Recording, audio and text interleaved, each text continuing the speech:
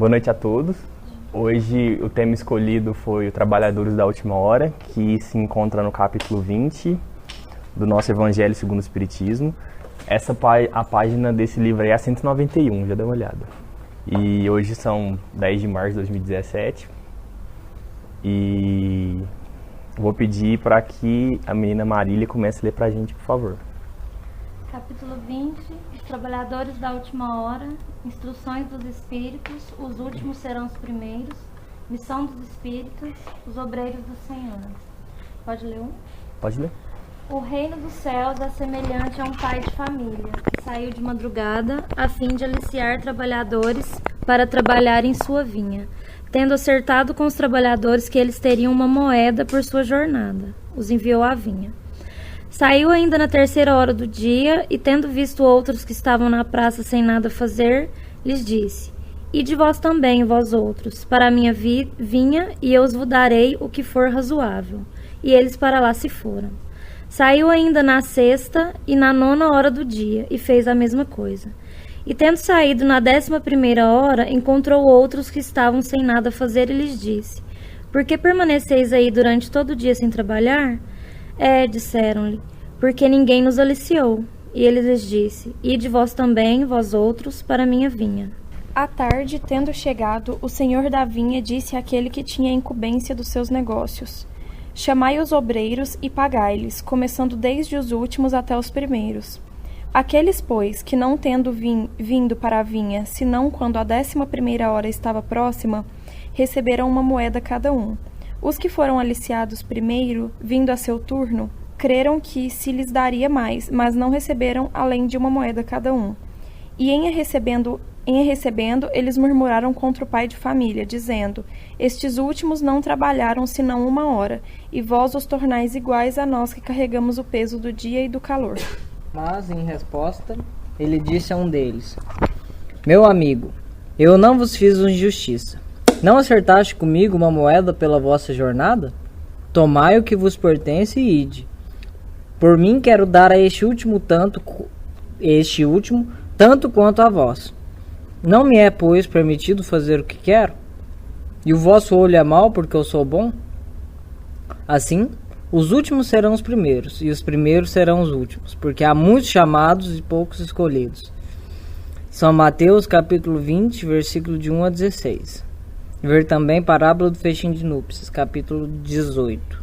Essa parábola eu acho ela muito massa e, inclusive, eu escolhi ela porque eu tinha muita dificuldade de interpretação dela. Aí, a imagem que eu escolhi, eu só joguei Trabalhadores de Última Hora lá no Google e achei isso aí, achei interessante. Os trabalhadorzinhos, os das últimas horas talvez chegando ali ou alguma hora depois. O que é importante começar ressaltando nessa parábola? São as divisões das horas. Porque naquela época, o dia era dividido em 12 horas matutinas e 12 horas noturnas. Essas 12 horas matutinas, que eram das 6 da manhã até as 6 horas da tarde, eram a hora produtiva para o trabalho.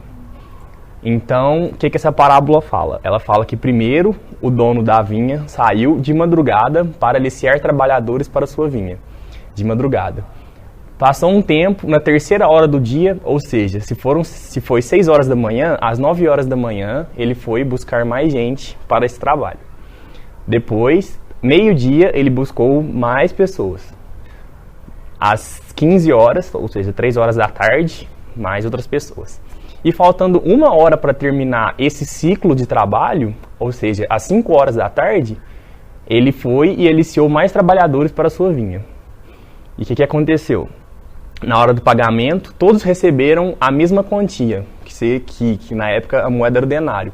Todos receberam 1 denário por esse trabalho. Ou seja, quem trabalhou às 12 horas recebeu um denário, quem trabalhou 9 horas recebeu 1 denário, quem recebeu 6, 3 e 1 hora, recebeu 1 denário cada um. Aí a gente para e fica olhando e pensa, poxa, como assim? Mas a gente vai ver o porquê como assim. Por que uma vinha? Eu acho que todo mundo conhece essa imagem? Essa imagem é a do Prolegômenos, do livro dos Espíritos. Prolegômenos fica logo depois, é o final da introdução. E o que significa? A gente vai ver aqui para frente. Mas Allan Kardec, ele pergunta para os espíritos que símbolo que ele pode dar para tudo isso que ele escreveu. Um símbolo mesmo, ele queria um símbolo, uma imagem para estudo. Aí os espíritos falaram do galho da parreira, que representando as folhas da parreira, a uva, uvinha, tudo bonitinha. Agora a gente vai ver exatamente por que da vinha. A uva, ela pode ser comparada como sendo o nosso corpo. O suco da uva como o nosso espírito. Ao passar do tempo, maturamos a cada dia mais, e nosso Pai Celestial espera pacientemente nosso amadurecimento, pois Ele sabe que crescemos cada um ao seu tempo. Ou seja, por que disso? Porque a uva, igual fala aqui, é nosso corpo físico, nosso corpo material. O que importa, na verdade, que é o suco da uva, ele compara ao nosso espírito, que é a nossa essência divina. E com o passar do tempo, a gente vai amadurecendo com as provas da vida. E então aqui pra frente fala mais um pouco que o maior aproveitamento da fruta é quando ela vira o vinho, nesse caso. Mas para que esse processo ocorra, primeiro é preciso que a uva seja esmagada para assim sair o seu suco. Assim acontece conosco. Precisamos passar pelas experiências da vida física para um maior aproveitamento do nosso espírito. Ou seja, esse massacre da uva, assim, é como se fosse as experiências da vida que a gente passa. Sim, dá pra sentir bem sentido esse esmagamento da uva. Então, essa experiência da vida física, gente, qualquer dúvida pode levantar que eu passo o microfone e é nóis. Então, tô falando aqui, mas... então, essas experiências é como se estivesse amassando a gente mesmo pra tirar o melhor que a gente tem da gente mesmo. Como a Marília já adiantou ali, tem no livro Profeta do Gibran, tem o trecho que ele fala do amor. Aí eu tô mais ou menos assim a ideia de que o amor vos moe até a brancura. Então, tipo, o amor, que é a nossa essência, ele só sai depois de muita moeção, de muita experiência, muito sofrimento. Exato. E aí ele vai tirando tudo aquilo que não nos pertence ou que é desprezível, que não nos serve mais. E aí ele vos moe e tira até a brancura, até a pureza, até a essência, 100% da essência.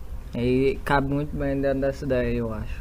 E é muito interessante que cada detalhe, assim, cada metáfora que a gente pega de todos esses ensinamentos que foram deixados pra gente, cada coisa sublime que a gente passa despercebido, cada detalhezinho, assim, de uma parábola, de alguma coisa que tá escrito no Evangelho que passa despercebido, igual eu nunca ia imaginar isso, sabe? Tipo, por que da uva? Eu olhava aquele desenho e eu falava, nossa, que massa, mas por que da uva? Ele é dono de uma vinha, mas tá, ele é dono de uma vinha. Eu nem ia perguntar por que de uma vinha. Sim, por que a uva? Sim, podia ser uma plantação de laranja, podia ser uma plantação de melancia, podia ser qualquer coisa, mas por que da vinha? Sim, exato.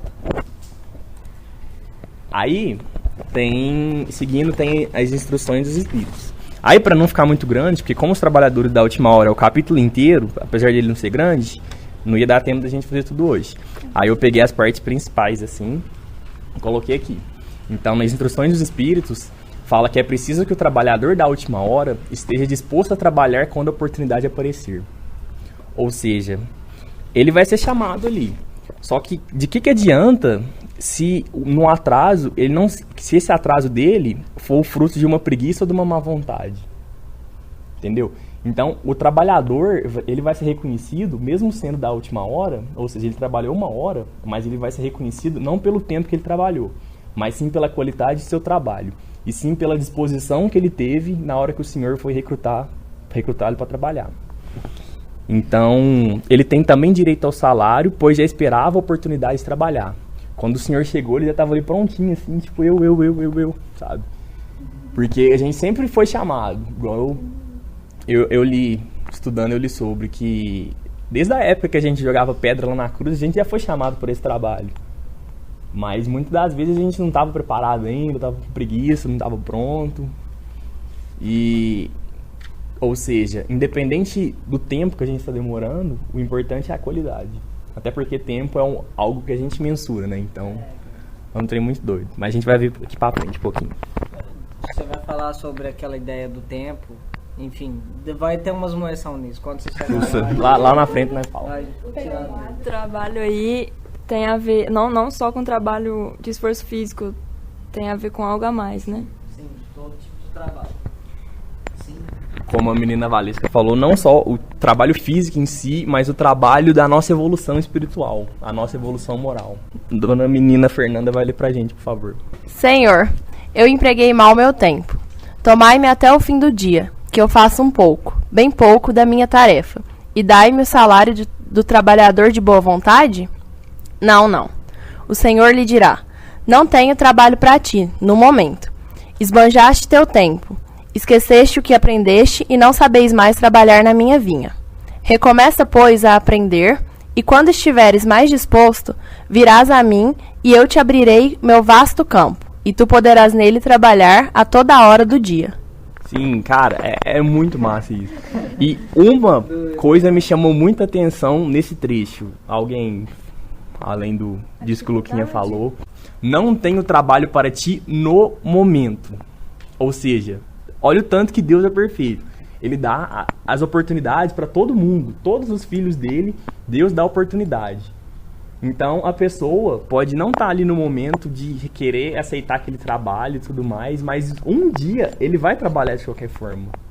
Então no momento que a pessoa não está preparada para aquilo, mas um dia, com o passar do tempo, como a uva vai amadurecendo, a pessoa também vai amadurecendo, então ela vai estar preparada para aquele trabalho. Aí, na hora que ele, por exemplo, ali é como se o Senhor estivesse negando para ele naquele momento, mesmo estando na última hora. Sim, é porque...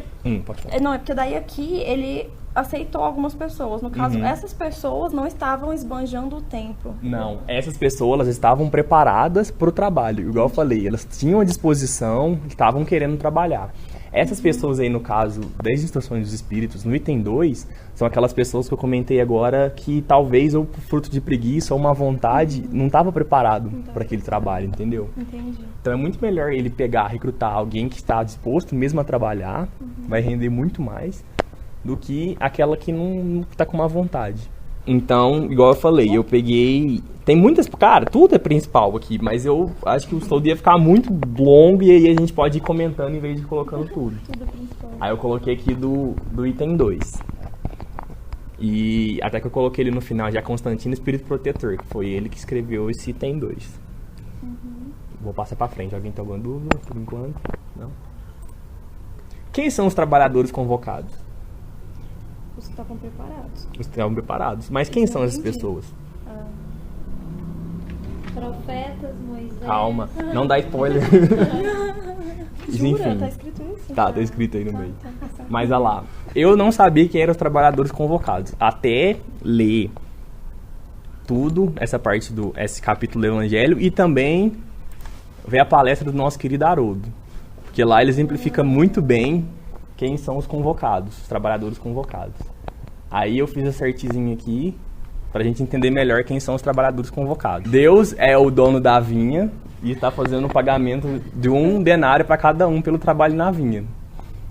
E aí tem uma mensagem subliminar, assim, vamos ver se alguém adivinha qual que é. A mensagem subliminar? A mensagem, sim, de hoje pra sim. Mas aí o que fala no fim da lição? Os últimos serão os primeiros serão os últimos. Tem uma ordem cronológica toda. O Luquinha é um trabalhador da última hora, mas ele está recebendo primeiro. E por uma ordem cronológica, mais ou menos, tem... Aí por isso que o Luquinha tá ali recebendo, depois São Francisco de Assis. Jesus tá estendendo a mão assim pra receber. Mas é claro que a gente sabe que Jesus não precisa receber isso, né? Mas ele tá lá. São Francisco de Assis também tá feliz, abrindo as mãos assim que vai receber. Moisés tá desesperado pelo salário. Exato. Por que eu coloquei esses personagens assim? O Luquinha ali no Trabalhador da Última Hora, né? Mas por que eu coloquei os outros? Porque na palestra do Haroldo, e foi difícil ver essa palestra, porque essa palestra é num congresso lá na Finlândia. E aí nessa palestra, ele vai falando, aí ele fala uma frase, aí o tradutor fala a frase que ele falou. Aí ele fala outra frase, aí é 1h46 de palestra, eu coloquei no vezes 2 lá em Moí. Mas ele fala uma frase muito interessante mesmo, que... Olha lá. Podemos beneficiar do trabalho de Sócrates, do trabalho de Jesus, do trabalho de Moisés, do trabalho de Francisco de Assis. Nós temos um pouco de trabalho a fazer, estamos na última hora. Mas embora seja pouco tempo, o nosso trabalho é muito intenso. Podemos olhar para trás e fazer em 10 anos o que eles demoraram 3.000 anos. Sim, exato. Na internet mesmo você consegue divulgar um trem, ó. Sim, exato. E por que a gente tem esse recurso? Por que a gente tem um livro aqui? Por que a gente não está sendo perseguido por estudar o espiritismo aqui numa sala, numa instituição federal? Porque eles construíram uma base pra gente hoje. Então, eles são os trabalhadores da primeira hora. Eles construíram, eles trabalharam debaixo do sol quente, do sofrimento ali. Tipo assim, a gente tá sofrendo? Tá. Mas imagina o tanto que essa galera sofreu, cara. Imagina Jesus lá, cara. Tipo, eu sei que era Jesus, mas crucificado lá. Sócrates, quando tava lá na prisão, a mulher dele foi visitar, falou, nossa, você tá preso? Ele, não, eu tô livre. Quem tá preso foi quem me prendeu aqui, eu tô livre. Aí ele falava já que ele não se importava de estar ali preso, o importante era o conhecimento e tudo mais. Então ele já tinha uma ideia de que aquilo ali não era o fim, que tinha algo eterno. Então esses são os trabalhadores da primeira hora, são os que fizeram uma base, uma estrutura pra gente trabalhar no que a gente consegue fazer hoje. Então, igual eu falo, embora seja muito pouco tempo, nosso trabalho é muito intenso. Realmente é muito intenso o que a gente tem que fazer, que é muito doido, porque a gente enfrenta muitas dificuldades hoje em dia ainda, mas a gente tem que moer e loucão. Então a gente tem que agradecer essa galera de ter feito toda essa base pra gente conseguir estar aqui hoje, sabendo que somos os trabalhadores da última hora. Você falou dessa ordem cronológica, né? Que nós somos os trabalhadores da última hora porque nós já estamos aqui num lugar onde está tudo preparado. A gente pode afirmar, então, que daqui, sei lá, quantos anos, daqui um tempo gigantesco, nós seremos considerados trabalhadores de primeira hora também, para tipo, gerações futuras? Essa é uma pergunta interessante. Mas o que eu penso? Opinião minha. Se eu tiver errado, o Luquinha, o Thiago, alguém vai me corrigir. Mas penso eu que esse trabalho, até a gente chegar no mundo de regeneração. Porque pela palestra do Haroldo, eu entendi que ele fala que esse trabalho... É claro que depois que a gente mudar para um plano de regeneração, o trabalho vai continuar, né? Que é tipo a recuperação, que a gente vai estar na UTI, igual o Thiago fala, da regeneração. Mas até lá, o trabalho ele é crítico. Até quando a gente vai ver aqui, na frente, que a gente comentou das uvas massacradas, que os trabalhadores da última hora na vinha... Vou adiantar um pouquinho já. Os trabalhadores da última hora na vinha, o que eles fazem? Tipo assim, não deixa claro aqui na parábola, mas dá a entender que são aqueles que amassam as uvas para fazer o vinho. Então, ao mesmo tempo que somos os trabalhadores de última hora, a gente também somos as uvas, porque a gente é um momento final ali da última hora e a gente está sendo massacrado ali para tirar o nosso melhor. Negócio que a gente pode usar para facilitar entender essa questão da última hora, que o Von bem colocou nos primeiros slides, como que era então essa divisão em questão temporal do povo judeu. Então o que acontece? Sendo os trabalhadores da última hora, é porque vai virar o dia. Então a gente tem que lembrar que na cultura do povo judeu, até o pessoal que guarda o sábado, começa às 6 da tarde. O sábado, né? Começa às 6 da tarde. Então, quando se fala os trabalhadores da última hora, nós não seremos os trabalhadores da primeira hora nunca. Nós seremos, às vezes, os trabalhadores do dia anterior, mas não mais os trabalhadores da primeira hora. A gente pode colaborar para se fazer os trabalhadores da primeira hora do mundo de regeneração. Agora a gente não seremos os trabalhadores da primeira hora do mundo de provas e expiações, não mais. Somente nessa questão de última hora mesmo, e aí começa-se um novo dia. Então a gente vai ser o trabalhador da última hora ainda, porém do dia anterior. Os missionários que precederam esse trabalho e nos prepararam para os momentos árduos da vida, os momentos em que as uvas são esmagadas para produzir o vinho, igual eu comentei agora. Então, todos esses missionários vieram, o Messias, inclusive, veio também, para preparar a gente para esse momento que a gente está sendo massacrado agora, do momento de transição. Nós somos os trabalhadores da última hora. Foi feito-nos um convite a assumirmos nossa vida, nosso destino. E começamos a ajudar Deus... Eu escrevi tudo errado. Começamos a ajudar Deus para que Ele possa nos ajudar. Então, quando a gente está ali trabalhando na vinha do Senhor, Deus vai ajudar a gente de qualquer maneira, mas... Vocês entenderam? Jesus é tipo um monitor ali, que fica assessorando. Sim. E... Vou pegar um bonde no que a Marília falou aqui. Achei uma coisa muito interessante mesmo que o Haroldo falou na palestra dele. Ele falou que as nações... ele falou isso mais na época do degredo lá, igual a gente do Adão aquele dia. Mas as nações, a adâmica, a egípcia, a hindu e a... Qual a outra? Ariana. são como os instrumentos. E aí, para tocar numa sinfonia, além dos instrumentos e dos instrumentistas, lógico, mas a gente entendeu, precisa de quem? Do maestro. Então, Jesus é o maestro. Só que o maestro, ele precisa de uma partitura. Certo? E quem é o dono dessa partitura? É o maestro. Mas quem manda essa partitura pro maestro? Deus.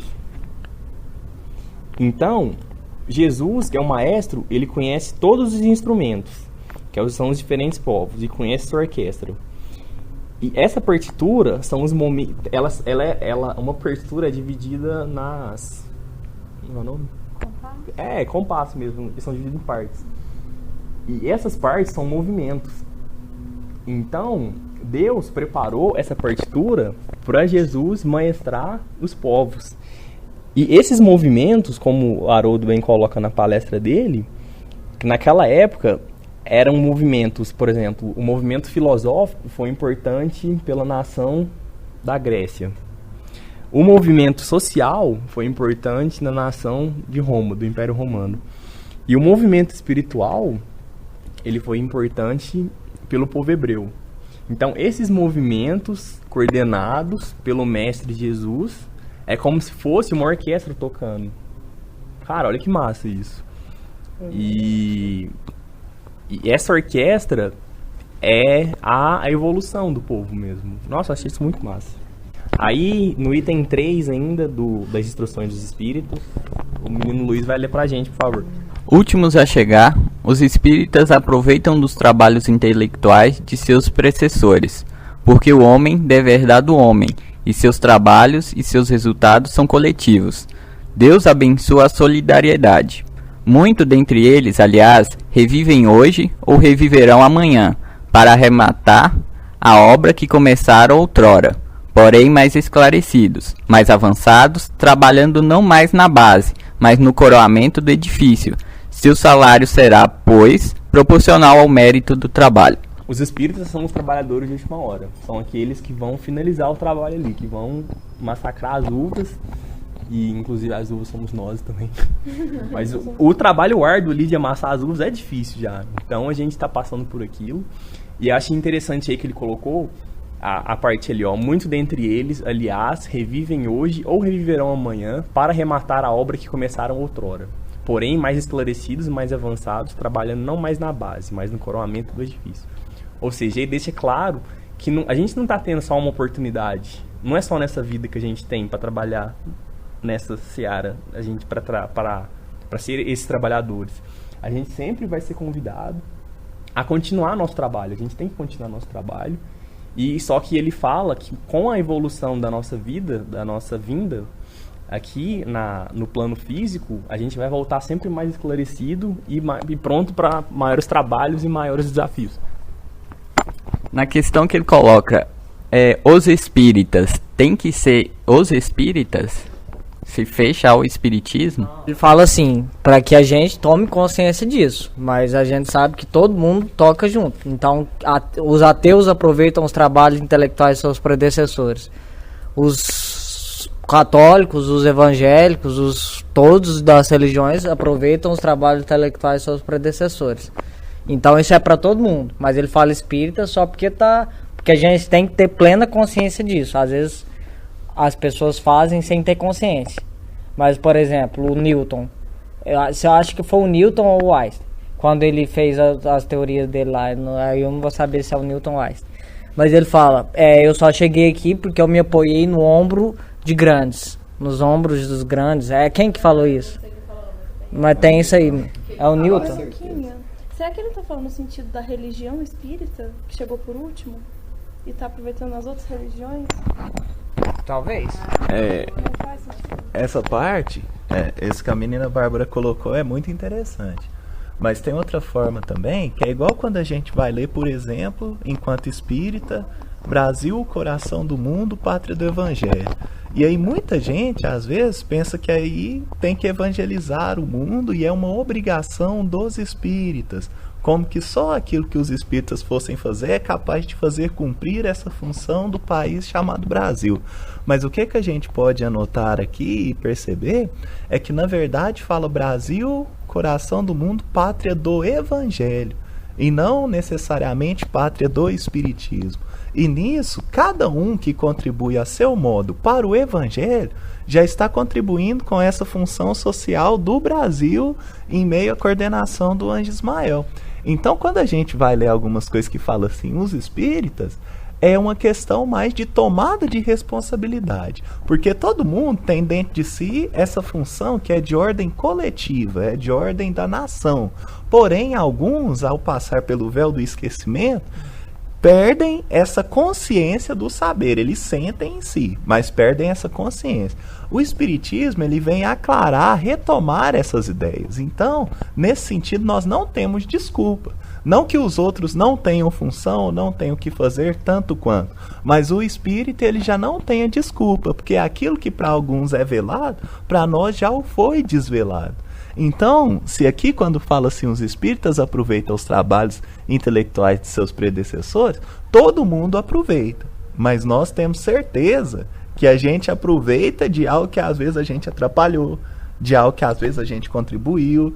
Então a gente tem que reconhecer, não há desculpa. Enquanto uma outra pessoa pode pensar de fato que a água nasceu na torneira, que a água já nasceu na torneira. Eu, enquanto espírita, não. Eu tenho que saber que teve alguém que cavucou, que pôs o cano, que foi na fonte, etc, etc, etc. Como se o sentimento do espírita fosse muito além do simples reconhecimento pelo que teve no passado, né? A gente tem uma profunda gratidão porque a gente, às vezes, igual o Thiago falou, atrapalhou o que estava acontecendo. E às vezes quem não acredita em reencarnação acha que só aconteceu, ele não tem nada a ver com isso. Respondendo mais a sua pergunta, Respondendo mais a sua pergunta, sim, ele é um chamado direto, porque aí ele tá, porque eu não tinha entendido a sua pergunta, mas sim, ele está falando diretamente por espíritos, porque ele está falando que o espiritismo aproveita de tudo que veio de antes para coroar a obra que estava só começada. E aí, como a gente sabe da reencarnação, somos nós mesmos que começamos, às vezes meio sem querer ou às vezes querendo, tal, enfim. E aí nós estamos, o espiritismo se propõe a coroar esse edifício. Então, sim, respondendo a sua pergunta, sim. De certa forma, sim, e de outra forma, não. Entendeu? O que me bugou um pouco foi que ele fala assim, ó. Seu salário será, pois, proporcional ao mérito do trabalho. Só que na parábola ele fala que cada um recebe igualmente a mesma moeda. E aí agora ele fala proporcional ao mérito do trabalho, entendeu? Fica parecendo uma coisa um pouco controversa.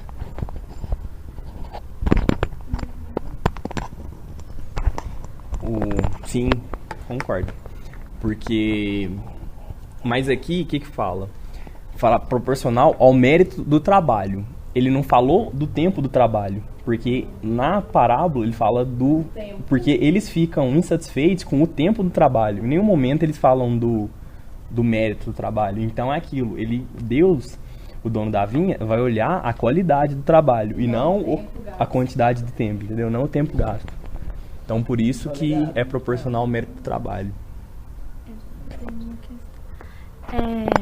A gente falando dessa questão dos espíritas ter que tomar responsabilidade, tem aquela coisa de que quem tem mais consciência da verdade, se não agir, deve mais do que quem não tem consciência. Aí depois fala da missão dos espíritas, que começa no item 4. No segundo parágrafo, depois do primeiro ponto aí, começa onde eu coloquei. É a hora, não sei o que, e a dona menina Valesca vai ler pra gente, por favor. A hora é chegada em que deveis sacrificar a sua propagação, os vossos hábitos, os vossos trabalhos, as vossas ocupações fúteis.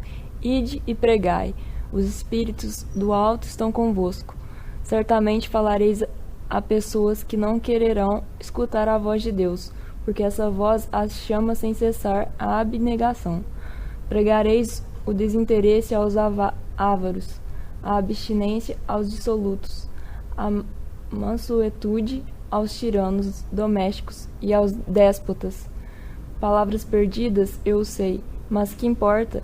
É preciso regar com os vossos suores terreno que deveis semear, porque ele não frutificará e não produzirá senão sob os esforços reiterados da enxada e da charrua evangélicas. Ide e pregai. Erasto, anjo guardião do médium. Muito massa essa parte. Na verdade é muito massa o capítulo inteiro, cara, mas eu só preparei, eu peguei as melhores partes assim e coloquei. Então, é chegada a hora em que a gente deve sacrificar as propagações, a sua propagação, os vossos hábitos. Ou seja, é chegada a hora do, vamos dizer assim, talvez do juízo final, que eles falam, não sei. Então, tá chegando a hora dessa transição.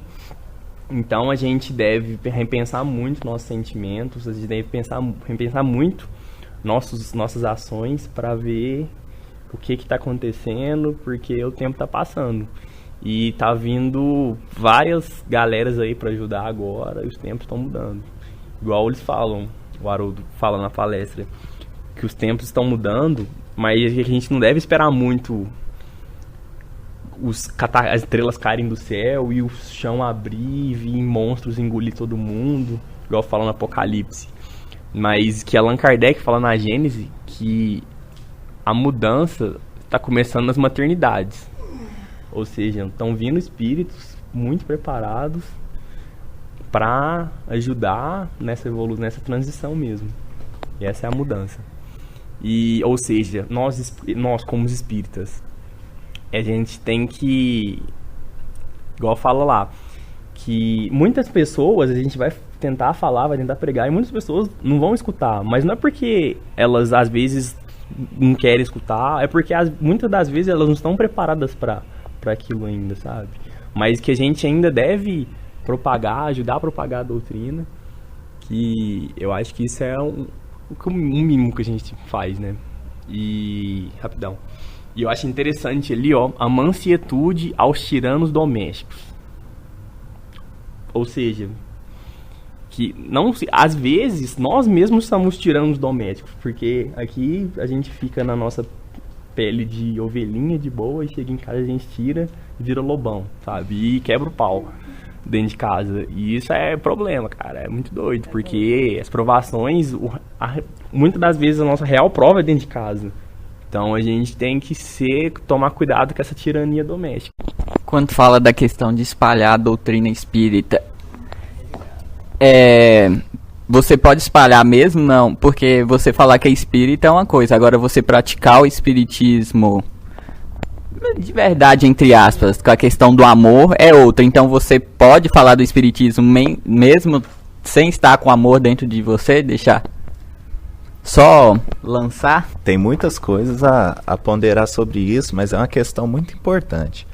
A primeira é que a gente tem que entender o que é o pregar para mim, o que é o pregar para você, o que é o pregar para quem quer que seja. Então o Von, ele até utilizou ali nosso menino Francisco, né? E ele dizia que para que a gente pregue o evangelho a todo tempo, mas se necessário e somente se usemos das palavras. Então, depende muito esse ide e pregar. Ah, mas aí eu não faço, eu não vou falar. O Haroldo, ele conta uma história muito boa, que não é dele, né? Mas ele ouviu e a gente reproduz aqui. Que é mais ou menos assim: havia um senhor e ele tinha um encanamento meio sujo. E aí ele perguntou, né? Como é que faz para limpar o encanamento que tá sujo? Como é que faz? Você passa água limpa dentro dele. Então, às vezes, eu não estou tão bem preparado assim. Eu nem faço aquilo que eu falo. Mas eu vou falando, tá passando água limpa. Uma hora vai limpar o encanamento. Aí vai ficar sucesso. E outra coisa, que essa questão de ser espírita é muito relativa. Porque tem muita gente, se a gente for pegar no conceito-chave, que é o que Kardec dá, que espírita é todo aquele que se esforça para domar as suas más inclinações, tem gente que é ateu e é mais espírita do que eu. Porque ele está num esforço tremendo para domar as más inclinações. E é isso que caracteriza o espírita. E às vezes eu já li todas as obras de Kardec, e aí eu falo, essa aqui é para a próxima encarnação que a gente vai esforçar, né? Vamos deixar, já sou conhecedor.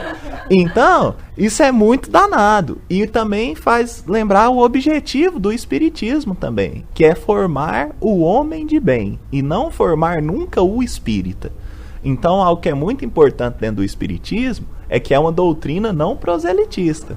Então, não tem objetivo em momento nenhum em convencer as pessoas para que elas se tornem espíritas. A gente não luta dessa forma. A gente se apresenta como nós somos. E aí a pessoa pode ter uma comparação. E aí ela fala, nossa, gostei do jeito que você vê a vida. Vou começar. Não é assim, venha comigo, este é o caminho, vem aqui, monte nas minhas costas, vou te levar a um lugar diferente. Não é dessa forma. Você só se apresenta como um padrão. E aí a pessoa escolhe seguir ou não. Então essa divulgação, esse ir de pregar, é muito mais nas nossas questões íntimas. Porque sem você perceber, você está pregando. Todo mundo jogou o lixo no chão. Você jogou no lixo? Nossa, que cara que pregou ali uma sustentabilidade diferente. Você nem vê. Porque às vezes vai chegar um momento que a gente está pregando sem saber. Porque a gente não sabe quem nos observa. Nem em que momento nos observa. Tem pessoas às vezes que você nem imagina, mas te tem como ídolo. E você, nossa, mas fulano, Então esse ir de pregar não é só agora eu vou subir no palanque, vou pregar, hein, galera, prepare-se. Não é dessa forma, mas é no dia a dia. Por isso que faz essa ressalva na questão doméstica, nos tiranos domésticos, né, para que a gente tenha mansuetude. Porque o que acontece? Não é um negócio que você se prepara, é algo a todo tempo. A todo tempo eu estou pregando. É que às vezes eu não tenho consciência. A questão é, o que eu estou pregando? Que a todo tempo eu estou pregando, que eu estou dando ao outro um referencial do que fazer perante a vida. Com o quê? Com a minha própria atitude. Então isso é muito, muito danado. E assim como o Von colocou, se essa mudança começa nas maternidades, muitas das vezes as crianças que estão à nossa volta nos têm como ídolo. Como que está funcionando esse ir de pregar? Luiz, pensa num exemplo. Se você, ao invés de oferecer esse abraço, você entregasse um papel escrito, abraçe seu amigo. E, cara, é muito massa isso que o menino Thiago falou agora, porque Jesus, quando estava aqui, ele pregava pra galera e tudo mais, mas o principal que ele deixou foram os exemplos dele, as atitudes dele, o amor que ele teve para aquelas pessoas que estavam ali em volta dele, cara. Ele curou a galera e tudo mais. Então, esses são os exemplos de um espírito dos caras, cara. Então, os exemplos são importantes. Às vezes, os exemplos são muito mais importantes do que a própria pregação mesmo. Ele não veio destruir a lei, como ele mesmo disse. E tudo que ele falou estava no Antigo Testamento, mas ele veio exemplificar e, às vezes, complementar alguma ideia. Mas ele nunca foi contra. Sim, ele veio ilustrar, cara. Ele veio trazer os... Mas também, como já foi falado pelo Thiago, você não precisa ser um espírita e uma pessoa perfeita para pregar, porque mesmo que o seu encanamento estiver sujo, a água limpa vai passando, aí ele vai ficar limpo. Até porque não existe nenhuma pessoa na Terra que o encanamento é tudo limpo, né? Não existe. A gente só não pode contar com o tempo também, né? Sim, a gente tem que mandar água limpa. Uma hora vai limpar, já veio outra. Mas a gente tem que jogar água limpa, senão não adianta, né? E aqui por último, o último item aqui, os obreiros do Senhor, o item 5, que o Thiagão vai ler pra gente, por favor. Os obreiros do Senhor. Mas ai daqueles que, por suas dissensões, terão retardado a hora da colheita, porque a tempestade virá e serão carregados no turbilhão. Eles gritarão, graça, graça, mas o Senhor lhes dirá, por que pedis graças? Vós que não tivestes piedade de vossos irmãos, e que recusastes lhes estender a mão, vós que esmagastes o fraco em lugar de o sustentar, por que pedis graças? Vós que procurastes a vossa recompensa nas alegrias da terra e na satisfação do vosso orgulho? Já recebestes a vossa recompensa, tal como a pretendestes. Não peçais mais. As recompensas celestes serão para aqueles que não terão pedido as recompensas da terra. Se quiser comentar aí. Isso é tão interessante que aí quem vai falar sobre esse item é o espírito de verdade, né? Que para nós, na nossa concepção espírita, são aqueles espíritos dos mais ligados a Jesus ou então o próprio mestre em algumas ocasiões. E aí o que acontece? Qual que é a diferença das mensagens do Espírito de verdade para todos os outros? Toda vez que é uma mensagem dele, não é algo sugestivo. Não é algo do tipo, você pode, você poderia. Não. É algo assim, você deve. Você deve. E sempre com algumas questões. Ai daqueles. Cuidado. Pode acontecer isso. Por quê? Porque ele é o mestre. Ele é o mestre. Então ele tem autoridade moral para dizer. Ele tem autoridade moral para dizer. Tem espíritos evoluidíssimos que comunicaram. Mas às vezes, mesmo sendo assim, eles não têm tanta autoridade moral quanto Jesus. Então quando ele fala que não peça mais recompensa, porque as recompensas celestes são para aqueles que não terão pedido as recompensas da terra, não é um alerta. É uma afirmação. É uma afirmação. Então, para que a gente tenha isso bem claro, todas as vezes que a gente vê assim, espírito de verdade, saudoso Léo, né? O Léo fala, nossa, quando eu vejo que é espírito de verdade, eu leio até de novo. Eu leio até de novo, porque você não sabe, né? Mas é exatamente nesse sentido. Não que a gente deve menosprezar as outras mensagens, longe disso. Mas da gente ver o teor que a mensagem que está denominada espírito de verdade carrega. Porque não é algo que a gente está supondo, que a gente está sugerindo. Não. É uma afirmação. Porque há uma autoridade moral e uma experiência que o permitiu vislumbrar o que acontece com as pessoas que. Então, quando ele fala que eles gritarão graça, graça, é porque alguns já gritaram. E ele os viu. E ele está repassando para nós. Para encerrar o capítulo aqui, vou ler o último. Eu não coloquei no slide não, mas é interessante ler o último parágrafo aqui. Deus faz nesse momento o recenseamento dos seus servidores fiéis e marcou com o seu dedo aqueles que não têm senão a aparência do devotamento, a fim de que não usurpem mais o salário dos servidores corajosos, porque é aqueles que não recuaram diante de suas tarefas que vai confiar os postos mais difíceis na grande obra de regeneração pelo Espiritismo. E essas palavras se cumprirão. Os primeiros serão os últimos, e os últimos serão os primeiros no reino dos céus. Espírito de Verdade, Paris, 1862.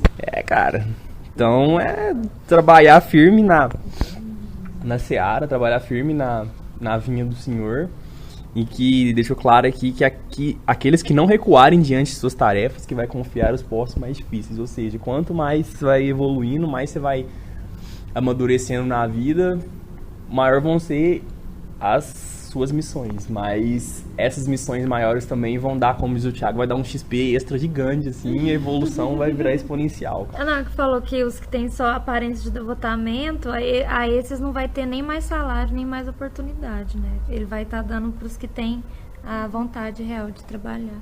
Aí vai ter que recomeçar e aprender de novo. É, aquele do começo que ele negou, né? Doidão, não. De começar e aprender de novo seria nesse mesmo mundo nosso ou não? Que ele teria um tempinho de aprender? Então, essa é a parte mais bonita de tudo. Porque durante muitos milênios, a gente acreditou que após passado esse tempo, aconteceu o chamado Armagedon, o Apocalipse, o dia do juízo final, muitos nomes a gente deu para ele. As pessoas que fossem condenadas seriam condenadas ao fogo eterno do inferno e por lá ficariam para o resto da sua vida.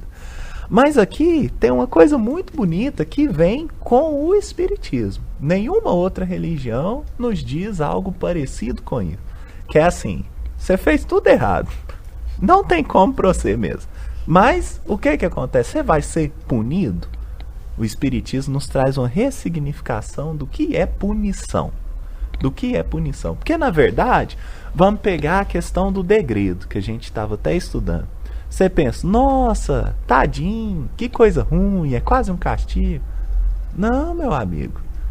Como que é a melhor forma de você aprender uma lição que você não estava aprendendo? Ou de você valorizar alguém que estava te dizendo algo e você não estava escutando? É pela dor, mas é pela dor de sofrer muito? Não, é por uma dor diferente. É por uma dor de sofrer as coisas que aquele que tentou te ajudar sofreu. Hã? Como assim? Bug. Seguinte exemplo.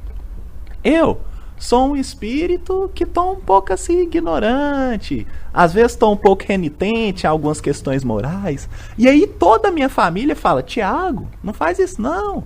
Meu filho, faça aquilo. Irmão, sai dessa. Vai nisso. Durante toda a minha vida, durante muitas existências, eu não reconheci. Não reconheci, não valorizei. Aí passou esse tempo da última hora, começou um novo dia. Nesse novo dia eu já não estou nesse orbe, porque esse orbe já não é mais compatível com as questões que eu preciso. O que Deus faz? Me pune? Não, muito pelo contrário. Ele fala assim: você não valorizou o apoio que a sua família estava te dando, te estimulando a crescer? Agora você vai ser aquele que auxilia o outro. Ah, mas eu nem quero, como assim? Que é isso? Você cai em um lugar que aquilo que as pessoas fazem é tão grotesco perto daquilo que você já aprendeu que você não consegue. Por exemplo, aqui, às vezes eu gosto de ter alguns vícios, algumas coisas, mas aí eu fui para um lugar que os caras batem a cabeça um do outro, assim. Isso aqui eu não posso deixar não, cara. Isso aqui é demais pra mim. Cara, tem coisas melhores. Tem coisas melhores. E aí eu vou falar uma vez, vou falar duas, vou falar três. Eles não vão me ouvir. Aí vai me dar uma dor tremenda. Aí eu, nossa, era isso que fulano fazia comigo? Então Deus, ele nos dá a oportunidade da reeducação na posição, muitas das vezes, de professor. Que loucura! Mas é dessa forma que ele encaixa. Então, às vezes, você sai de um mundo onde você é o pior espírito para ser o espírito mais inteligente de um outro mundo. Não é para sofrer, para ser humilhado, para ser castigado, não. É para colaborar no progresso. Porque todas as propostas de Deus são para educação, se não para reeducação. Nunca é para andar para trás. Nunca é para andar para trás. Então, esses que perderam a última hora, é um novo dia. Eles não estão mais nesse novo dia. Mas eles estão agora no começo de um outro dia em um outro local. Aí qual que vai ser o danado? Às vezes eles vão chegar lá no final do dia e aí eles podem fazer assim como nesse exemplo. Falar assim: nossa, mas eu vou ganhar a mesma coisa do que ele? Ai, mas por que será? Lembrando que assim como o Von trouxe, os trabalhadores da última hora, etc., começou lá em Moisés. Moisés, ele pertencia ao grupo dos hebreus, que veio de onde? Degredo. Então os trabalhadores da primeira hora daqui, às vezes foram aqueles que perderam a hora de lá. Compreende? É isso. É isso. Mas se eu posso falar alguma coisa, deixa eu pensar aqui. Assim, e isso pode não ser de caráter absoluto, porque como os egípcios, muitos egípcios, a teoria do espiritismo é de que eles voltaram pro planeta de onde eles foram degradados, é de que não necessariamente quem é renitente vai ficar a vida inteira, entre aspas, nesse planeta que foi degradado. Ele pode aprender lá e aí, nossa, mano, perdão, agora eu entendi, melhorei e tal. Aí Deus, pelos mecanismos dele, volta essa pessoa pra Terra, ou pro, sei lá, planeta que ela for. Então não é uma coisa absoluta, cada caso é um caso. E pode ser que essa nova oportunidade de recomeçar pode ser uma erraticidade, pode ser um período entre reencarnações, pode ser um rápido passagem por outro planeta, pode ser uma longa passagem por outro planeta. Então cada caso é um caso.